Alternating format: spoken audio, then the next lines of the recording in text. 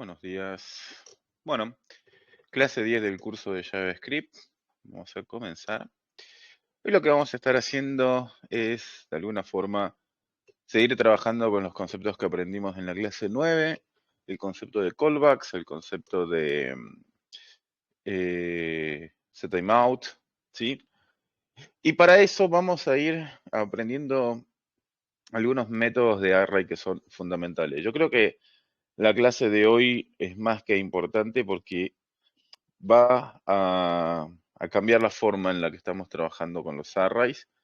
Nosotros venimos iterando con los arrays de la manera tradicional y eso está bien, está perfecto porque fue lo que aprendimos en el curso de introducción a la programación cuando lo vimos en el lenguaje C, pero la realidad es que JavaScript tiene herramientas muy poderosas para el trabajo de arrays. Tenemos que comprender cuándo es necesario también utilizar las herramientas tradicionales y cuándo son, digamos, cuándo conviene utilizar los métodos modernos. Eh, Hoy vamos a estar viendo solamente dos métodos de los que considero muy importantes. Los métodos son trend, son for each, son, son cuatro, perdón, for each, map, filter y reduce. Nosotros vamos a estar viendo hoy solamente for each y vamos a estar viendo filter, ¿sí? La próxima clase vamos a ver map y reduce. Entonces, vamos a empezar con el primero y vamos a ver que justamente el concepto que hemos aprendido en la última clase sobre callbacks es fundamental para poder seguir avanzando. Es decir, sin ellos no podríamos aprender de una manera simple estos métodos que acabo de comentar del mundo de los arrays en JavaScript. Vamos a abrir, como siempre, nuestra hermosa pizarra, ¿sí? Como habrán notado, la consola del navegador es la mejor herramienta del programador por muchas razones. Nosotros solamente usamos la consola hasta ahora, pero en los cursos que se vienen, cuando veamos cómo manipular el DOM, cuando aprendamos un poco sobre React y demás, vamos a ver que hay muchísimas otras opciones que tiene la consola que la verdad nos ayudan muchísimo a poder desarrollar. Obviamente, no solo para el mundo web, sino que también para el mundo del desarrollo de aplicaciones móviles, o sea, para celulares, es fundamental. Vamos a comenzar. El primer método que vamos a aprender, primero que nada vamos a definir, ya no voy a seguir usando este var, ya aprendimos a usar let, entonces vamos a definir data es igual a, bueno, voy a usar el no patrón numérico para que no genere una confusión, lo que quiero explicar, ¿sí? Vamos a, ahí está. Epa, me quedó ahí un carácter medio extraño. Ahí está. Bien, vamos a poner names. Acá vamos a poner Pepe, César, vamos a poner Luis, Pedro. Bien, lo que vamos a hacer entonces es comprender cómo funcionan los métodos for each y el método filter de array. Eso va a ser el goal de la clase, el objetivo. Ahora, vamos a empezar con for each. ¿Qué hace for each? Nosotros tradicionalmente, si quisiésemos recorrer este array, o sea, recorrerlo, ¿no? Es pasar por cada una de sus posiciones, o sea, una iteración. Lo que hacemos hasta ahora es una cosa como esta, x igual a 0, x es menor a names.length, la longitud del array, x++, y acá, por ejemplo, vamos a mostrar name índice x, ¿sí? Hacemos una cosa como esta. Está perfecto, funciona, es de toda la vida. Y de hecho tiene bastante performance. Ahora, ¿es la única manera? No. Existe un método llamado forEach que va a iterar en cada una de las posiciones del array. Y una vez que termina esa iteración, ¿sí? Bueno, no tiene un retorno fijo, y la iteración la va a hacer ejecutando un callback en cada una de esas iteraciones. Es decir, que el único argumento importante va a ser un callback. Como yo les dije el otro día, ¿sí?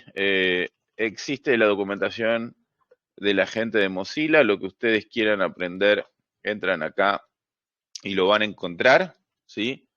Fíjense, Después les voy a explicar qué significa esto de array.prototype. Todavía no hemos llegado a esa instancia, ya lo vamos a abordar. Pero lo que nos interesa es esto, que arrays tienen for each. Fíjense el ejemplo, define un array y itera. Ya vamos a entender por qué la sintaxis está de esta manera. Todavía no hemos visto los arrow functions. Nosotros lo vamos a ver la próxima clase. Bien, entonces, ¿qué parámetros espera el callback al cual se le pasa el current value, el index, bueno, y el array, ¿sí? Nosotros lo que nos interesa entender acá es que esto espera un callback. Es decir, vamos a hacer el mismo ejemplo. Yo voy a ir mandando, como siempre, el código al grupo de Telegram para que todos podamos ir avanzando y mirando la misma foto, ¿sí?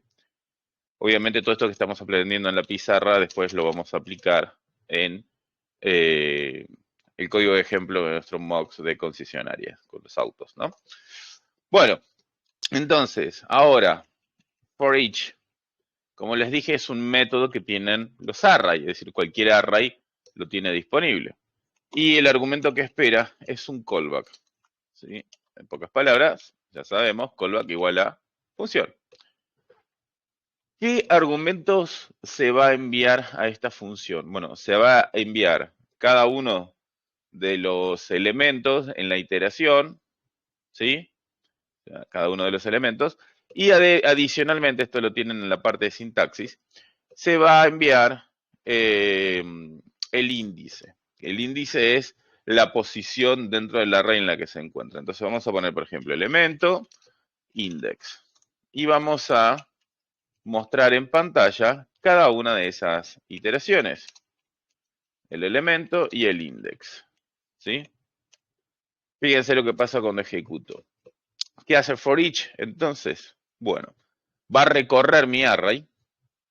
Por cada uno de los elementos va a ejecutar mi callback. Y los argumentos que le va a pasar a mi callback van a ser el elemento y el index, el índice en el que se encuentra. Entonces, recordemos, vamos a explorar Pepe para que nos quede claro. En el elemento 0, el valor es Pepe. En el elemento 1, el valor es César. En el elemento 2, el valor es Luis. En el elemento 3, el valor es Pedro. Entonces, tengo el elemento, ¿sí? El valor que tiene en cada una de esas posiciones y el índice en el que se encuentra parado. 0, 1, 2, 3. Recordemos que los índices en los array obviamente siempre comienzan en el 0. Entonces, for each es un método que tienen los array, el cual va a ejecutar un callback por cada iteración, es decir, por cada vez, por cada elemento de ese array. Es importante comprender algunos detalles, ¿sí? Porque yo sé que ustedes van a estar tentados a hacer ciertas cosas y de hecho las vamos a probar en modo experimento, ¿sí? Voy a venir al grupo, así mando el código.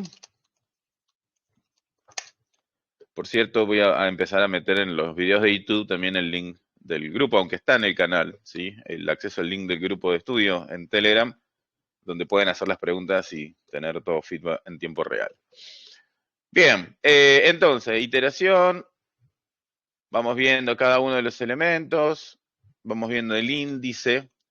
Ok, vamos a empezar a jugar entonces con esto. ¿Qué pasaría, por ejemplo, si yo vengo acá y digo, bueno, a ver, names, índice, index, es igual a, vamos a tirar algo, una cosa así. ¿Qué habrá pasado con names? Reescribimos cada uno de sus valores. Ok. Y acá donde se pone peligroso siempre JavaScript, ¿no? Es decir, si uno no tiene cuidado, de hecho hay un concepto muy importante que es la inmutabilidad del dato, que el dato no mute, que no se pueda modificar, que, digamos, de alguna forma proteger de que programáticamente no cometamos errores. Lo cual es difícil, obviamente, pero uno trata de no cometer errores. Fíjense acá lo que pasó. Yo modifiqué el valor del name index siempre como 23. Obviamente el resultado final es que name quedó modificado. De hecho, volver a ejecutar esto, lo que me va a devolver es que en cada valor hay un 23.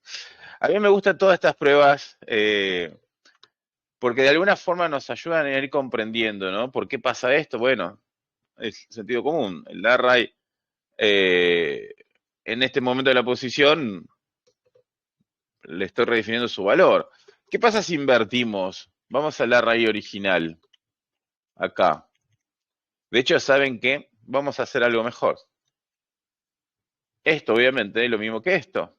¿Por qué? Porque esto es un array, ¿sí? Si vamos al caso, es igual. De hecho, acá name obviamente sigue existiendo, pero no es necesario. Si yo hago una cosa como esta, ya está. Es decir, que puedo definir un array y acceder directamente a su método for each. Ahora, ¿qué devuelve el método for each? Realmente, devuelve undefined. Sabemos que la consola no miente. Entonces el método for each no retorna nada, sino que lo que termina haciendo es ejecutar un callback por cada uno de los elementos del array. Nada más y nada menos. Solo eso. Ahora bien, ¿para qué utilizaríamos nosotros esto en nuestro ejemplo, en nuestro código? ¿Lo podríamos aplicar? Sí, claro. Podemos ir a nuestro código y empezar a modificar todas estas situaciones. Por ejemplo, ¿sí? En cada una de las iteraciones. Vamos a ir al principio como tiene que ser. Vamos a correr esto acá para que sea mucho más cómodo la lectura, ¿no? Bien. Entonces, vamos a empezar por acá. A ver, este ejemplo. Acá. Acá estamos haciendo un for, eso está perfecto. No tendríamos que tocar nada. No, a ver, esto lo voy a aclarar, porque hoy estoy notando que hay desarrolladores que de alguna forma es como que ven un pecado usar un for. No, el for existe y de hecho es una de las herramientas más rápidas que vamos a tener en el desarrollo y en muchos casos he corregido código que usaba, hacía abuso de for each y el for each no le resolvía ciertas situaciones de donde sí queremos aprovecharnos de mutar el dato, del hecho de que las cosas pasen por referencia. O sea, hoy es como que hay toda una escuela anti los principios de JavaScript. Entonces, ¿para qué usar JavaScript? Usa otro lenguaje, ¿sí? Entonces, tenemos que tener la inteligencia suficiente para saber cuándo tenemos que usar for each, cuándo tenemos que usar un for común, etcétera, etcétera. Es decir, no se vuelvan fanáticos y esquiven a esos desarrolladores barra profesores o mentores que son anti la naturaleza del lenguaje, porque no va a terminar bien eso. Bien, entonces, este ejemplo, vamos acá, porque es importante siempre los ejemplos. En este ejemplo tenemos isValidState, donde definíamos un array de estados y impuestos, taxes, que tienen que abonar, ¿no? Entonces, nosotros lo que hacíamos era recorrer, ¿sí? Con for, para saber si existía el estado o no, y si el estado existía, bueno, básicamente asignarlo a la variable exists, y si no, que quede en false, ¿sí? Eso es todo lo que hacíamos. Entonces, ¿hace sentido cambiar esto por un for each? La verdad, es una cuestión ahí, no de gustos, sino de sentido común. A ver, ¿puedo hacer lo mismo con un for each? Sí. ¿Me cambiaría en algo implementarlo? Y la verdad, no lo creo.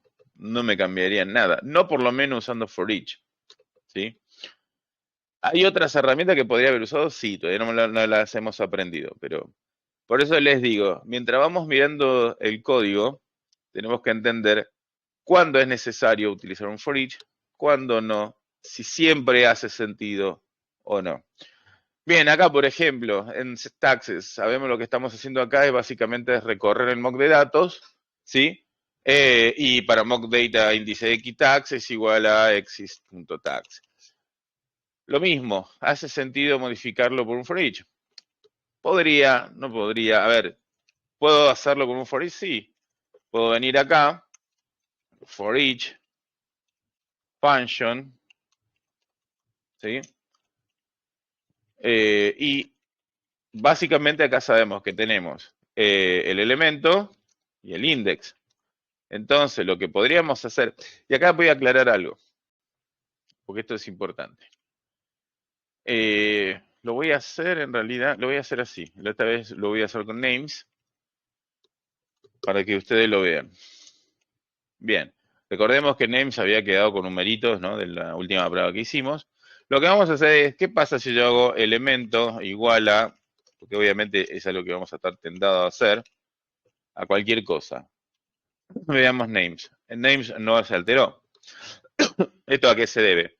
Que el elemento ya está, no es que es una referencia al elemento dentro del array. El elemento está puro como una copia, entonces yo, por más que le reasigne un valor, no voy a cambiarlo. ¿Sí? No obstante, si yo hago lo que habíamos hecho antes, es decir, names, índice, index, ahí sí lo vamos a poder cambiar. Entonces, ¿por qué aclaro esto? Porque ustedes van a estar tentados de decir, bueno, este caso se resolvería como L igual a exits.tags. El punto tag sería en todo caso, porque recordemos que hay un objeto acá adentro. Y no sería correcto, ¿sí? La forma correcta en todo caso sería que esto sea un index, ¿sí? Punto tags igual a tags. Ese sería el cambio, es decir, cambiar una forma tradicional por el uso de for each, ¿sí? Fíjense, todo seguiría funcionando sin ningún problema. De hecho, saben que vamos a hacer un cambio en la parte display, porque no está quedando muy claro acá, entonces vamos a poner marca y color, dos puntos. Marca color. Acá no sé por qué estoy mostrando el color de vuelta, porque ahí está dos veces, no tiene sentido. Acá vamos a mostrar el año. Perdón. Estoy haciendo cualquier cosa ahí. Vamos a poner año acá. Porque quiero que quede más prolijito. Precio e impuestos. Acá tenemos, vamos a poner price and tax. Así queda más clarito qué datos se muestran, ¿no? Va tomando más formita. Bien. A ver. Porque acá me parece que al fin saltó el famoso bug que quería que viera. Bien. Venimos a nuestra mesa de operaciones. Vamos a hacer dinámico ahora este cambio. ¿Cómo lo vamos a hacer dinámico? Vamos a poner una cosa así. Sabemos que el index es un número que va variando, ¿sí? Entonces voy a grabar ítem 0, ítem 1, ítem 2, ítem 3, ¿sí? Eso es hacerlo dinámico, es decir, que tengo que no sea el mismo valor, sino que vaya cambiando. Bien, entonces, si es válido el estado, pongo for each, el índice. El estado 14, ¿cuál era? Salta, ahí está. Y eso es porque en algún lado, que no recuerdo honestamente, acá, para Salta, vamos a ponerle para Córdoba.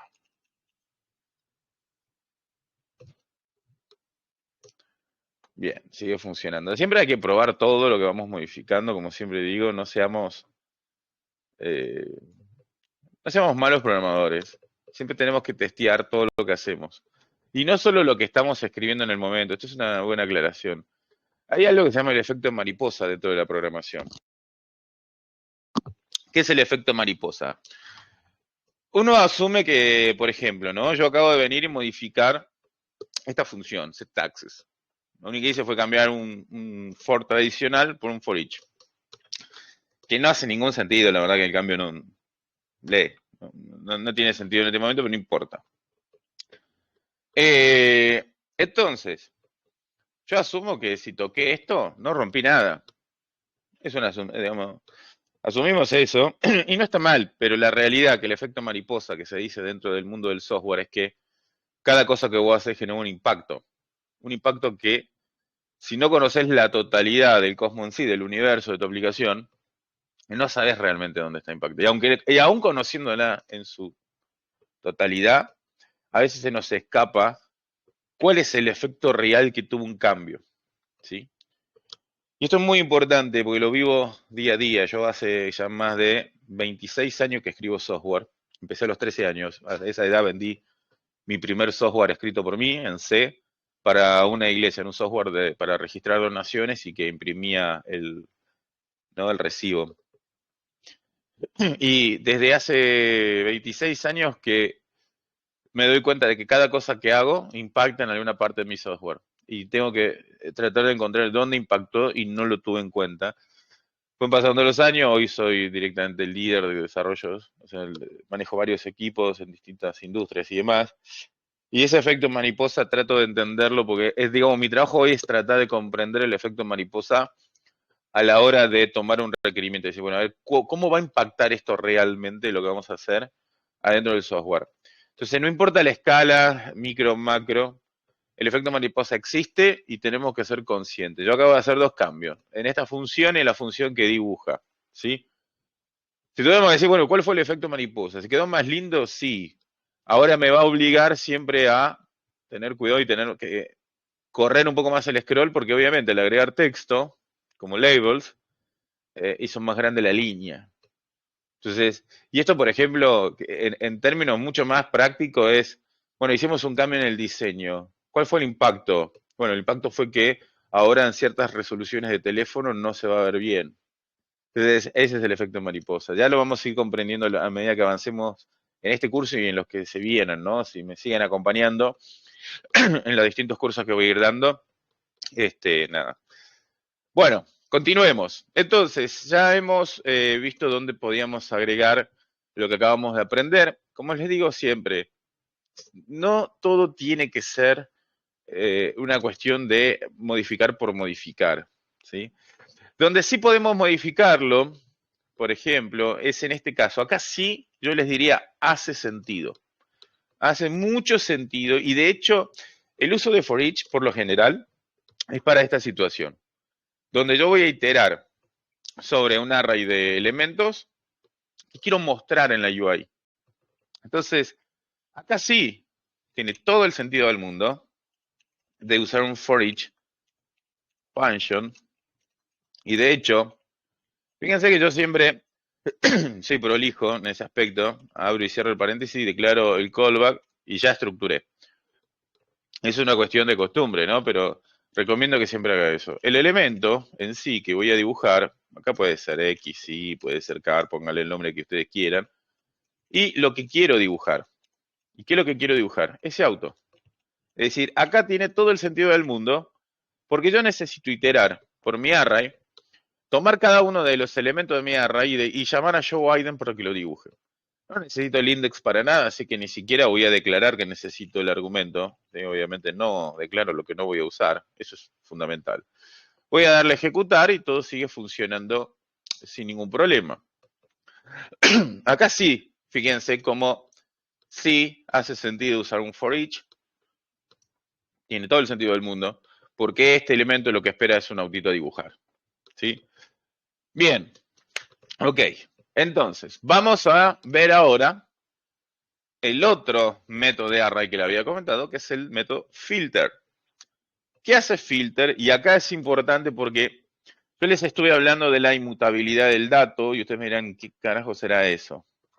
Aclaro para nuestra audiencia en YouTube, no suelo ser lo más políticamente correcto a la hora de explicar cosas, puedo usar ciertas palabras no muy adecuadas a la hora de la formación. En fin, filter es un método de array que nos va a permitir obtener un array nuevo a partir de uno existente, siempre y cuando el callback que espera como argumento haya retornado algo distinto a false o el casteo de false. Y acá es importante. Voy a venir a la documentación, vamos a buscar filter, porque obviamente, como siempre digo, en la documentación lo está todo, ¿sí? Es más, voy a usar el ejemplo que está acá, solo que lo voy a modificar porque nosotros no hemos visto root functions y no quiero que genere confusión, ¿sí? Ahora después vamos a verla en la próxima clase, lo prometo. O sea, con este cambio es lo mismo que venimos aprendiendo nosotros. Fíjense, tenemos un array llamado words. Le voy a sacar la constante porque si quiero modificar algo después voy a tener que recargar. Sí, a result por ahora también. Bien. Words, sprite, limit, delete, exuberant, destruction, present. Result igual a words.filter, pasamos un callback. Si leemos la documentación del método, el método filter crea un nuevo array con todos los elementos que cumplan la condición implementada por la función dada, o sea, por su callback. ¿Sí? Bien. La sintaxis, básicamente un callback, current value, index, etc. En ese sentido es igual a for each. No cambia nada, pero sí hay algo que es distinto. Valor devuelto, un nuevo array con los elementos que cumplan la condición. Si ningún elemento cumple la condición, se habrá un array vacío. Siempre es importante leer la documentación de las cosas, como les digo, pero no leerse el manual o la documentación de un producto completo, o sea, en este caso JavaScript, para decir aprendí JavaScript. No, no aprendiste JavaScript. A lo mucho te podrás aprender de memoria las definiciones. Bien, entonces, ¿qué vamos a hacer? Leamos un poquito el código, es bastante simple. Lo que está diciendo es, result es igual al resultado del método filter, que está dentro, obviamente es un método de los array, y words es un array que tiene estas palabras. Paso un callback. ¿Qué retorna este callback? Fíjense que acá hay un return. Dice words.length mayor a 6, es decir, que si la palabra es cada una de las palabras que está dentro del array, no tiene una longitud mayor a 6, es decir, que no tiene más de 6 letras, esto o retorna true o retorna false, como toda comparación. Recuerden siempre la regla que aprendimos en el curso de Introducción a la Programación. Las comparaciones retornan verdadero o falso, no pueden retornar otra cosa, no existe, siempre es booleana. Entonces, esto retorna verdadero o falso. Vamos a ejecutar. Vamos a ver result. Se quedó solamente result, es un array ahora que tiene 3 palabras. Fíjense la condición. La longitud de la palabra tiene que ser mayor a 6, es decir, sprite 1, 2, 3, 4, 5. ¿Mayor a 6? No. Limit 1, 2, 3, 4, 5. ¿Mayor a 6? No. Elite también tiene 5, no es mayor a 6. Pero Exuberant tiene 1, 2, 3, 4, 5, 6, 7, 8, 9. 9 mayor a 6, sí, perfecto, queda como válida. Es la primera que aparece en la lista. Destruction, lo mismo, y present, lo mismo. Entonces, solo las 3 últimas cumplieron con esta condición. Buen ejemplo. Ahora vamos a hacer un ejemplo distinto. Vamos a hacer un ejemplo, por ejemplo, para que redundancia, vamos a poner numbers es igual a 1, 2, 3, 4, 5, 6, 7, 8, 9 y 10.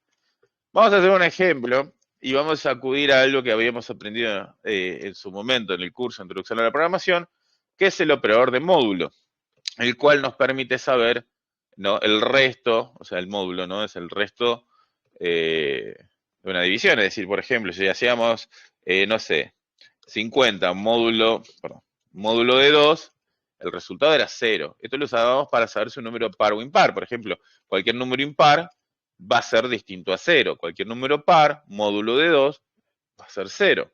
Y de hecho, habíamos visto, ojo con esto, porque como es un 0 y JavaScript, en términos de casteo es medio especial, guarda que no se confunda con un false. Entonces, vamos a hacer lo siguiente. Numbers.filter. En cada una de las iteraciones voy a esperar el número.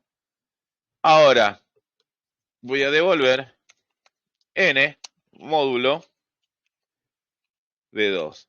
Ojo con esto, y lo voy a poner bien clarito entre paréntesis. Fíjense ya, obviamente la consola va pre-ejecutando y me va diciendo lo que va a pasar. Haciendo esto, ¿qué estoy obteniendo? Todos los números impares. ¿Por qué? Porque esto me devolvería a mí todos los números impares y lo que yo quería es que me devuelva todos los números pares. ¿Y qué devuelve el número par? Devuelve un 0. El 0, ¿cómo es interpretado en JavaScript? ¿Sí? ¿Se acuerdan que habíamos hecho cosas como esta? Es true. ¿Sí? O sea, es true que sea igual a false, ojo con eso, ¿no? Entonces, cada vez que el número fue par, lo interpretó como un 0. El 0 se fue interpretado como un false.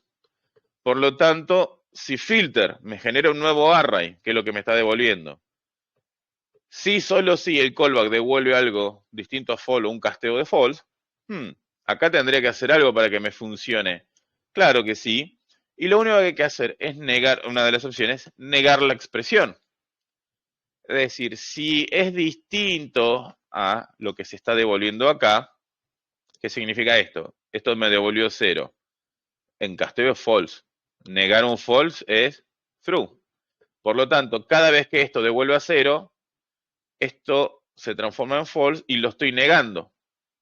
¿Sí? Negar un false es hablar de true. Negar un true es hablar de false. Esto es lo que yo les había explicado una vez. Negar un false, negar un true. ¿Sí? Ojo con las negaciones, porque la negación, miren, puede ser eterna. Ojo con eso, ¿eh?